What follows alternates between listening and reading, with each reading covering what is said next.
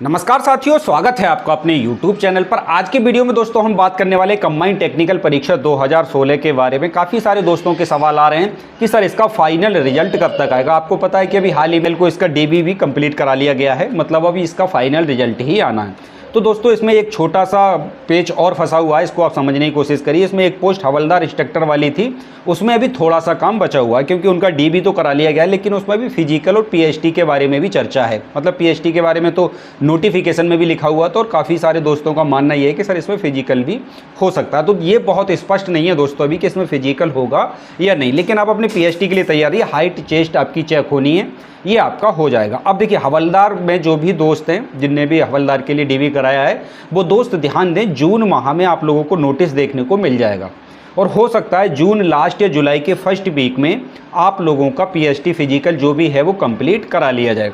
जब तक हवलदार वाले का जो काम अटका हुआ है वो कंप्लीट नहीं होगा दोस्तों, तब तक बाकी पोस्टों का रिजल्ट भी अटका रहेगा, क्योंकि ये पोस्ट भी इसी के सापेक्ष है, इसी के साथ है। तो ऐसा नहीं होगा कि बाकी पोस्टों का फाइनल रिजल्ट दे दिया जाए और हवलदार वाले को रोक लिया जाए।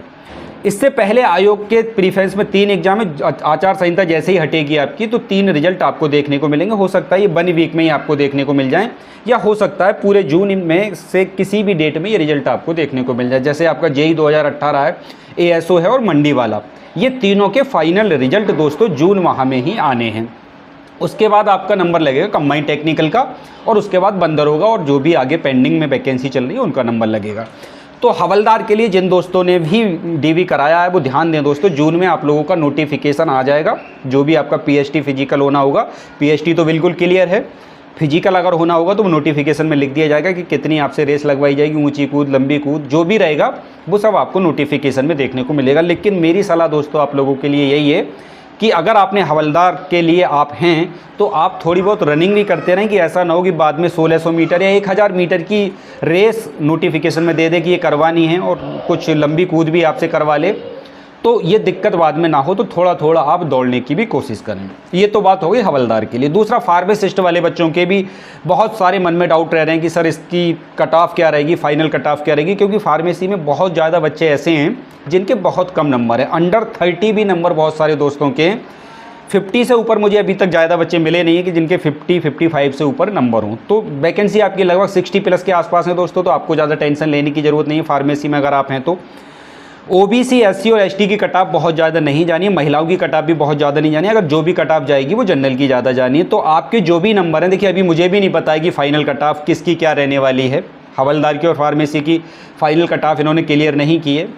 हो सकता है हवलदार की तो थोड़ी सी बड़ी हुई कटाफ देखने को मिलेगी, क्योंकि 24 सीटें हैं जिसमें जनरल की मात्र 8 सीटें हैं और बाकी हवलदार वगैरह में तो वैसे ही सीटें कम है। तो इसकी कटाफ आप 75-80 के आसपास तो रहने वाली है।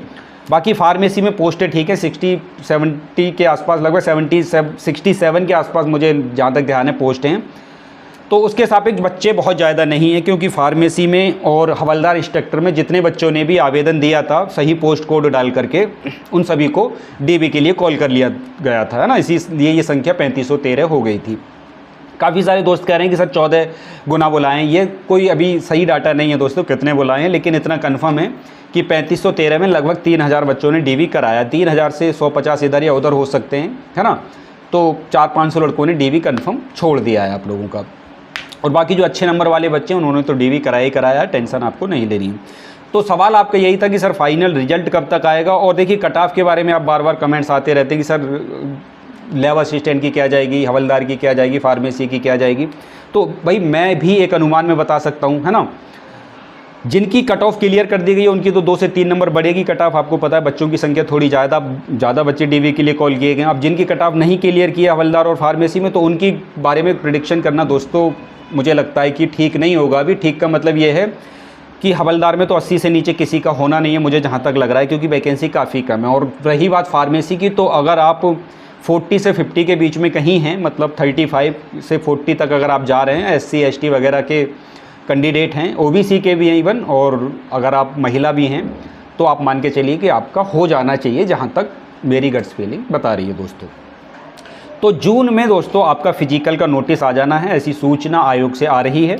और अभी आचार संहिता लग रही है, इसलिए कोई फाइनल रिजल्ट नहीं आया। हालांकि एएसओ मंडी का रिजल्ट लगभग फाइनल चरण में है और आचार संहिता हटने के बाद लगभग जून में आपको ये रिजल्ट देखने को तीनों मिलेंगे। और इसके बाद आप आयोग के निशाने पे आपका कंबाइंड टेक्निकल वाला ही एग्ज़ाम है। और जो भी दोस्त हमारे लखनऊ के आसपास के हैं, हवलदार वगैरह के या फार्मेसी वगैरह के जो भी दोस्त हैं, मतलब जिस भी कैटेगरी में एग्ज़ाम दिया है, वो सचिव जी से थोड़ा मिलते रहें, है ना, क्योंकि उन्हें अगर रिकॉल कराते रहेंगे, याद दिलाते रहेंगे, तो आयोग की भी हिट लिस्ट में ये वैकेंसी रहेगी, उसको भी लगेगा कि चलो इस वैकेंसी को भी कंप्लीट करते हैं, है ना। क्योंकि आपको पता है कि कंप्लीट होने के बाद भी वैकेंसी कई कई साल लटका देता है ये आयोग, बहुत पता है आयोग के बारे में तो आप लोगों को अच्छे से।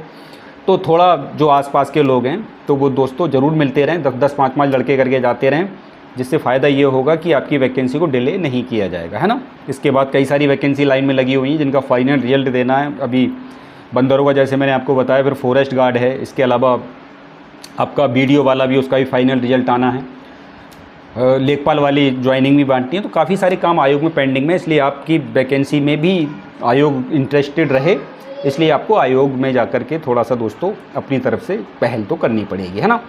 तो चीज़ें मुझे लगता है कि आपको समझ में आ गई होंगी, आप ज़्यादा टेंशन मत लीजिए। पैट अब 2024 वाला जो पैट है आपका वो आने वाला है, उसके नोटिफिकेशन जून जुलाई में आ जाएगा आपका, और अक्टूबर नवंबर में जाके इसका एग्ज़ाम हो जाएगा, दिसंबर में रिजल्ट आ जाएगा। तो पैट की भी तैयारी करते रहें अगर आपका और मन है कंपटीशन में थोड़ा सा 1-2 साल और देखने का।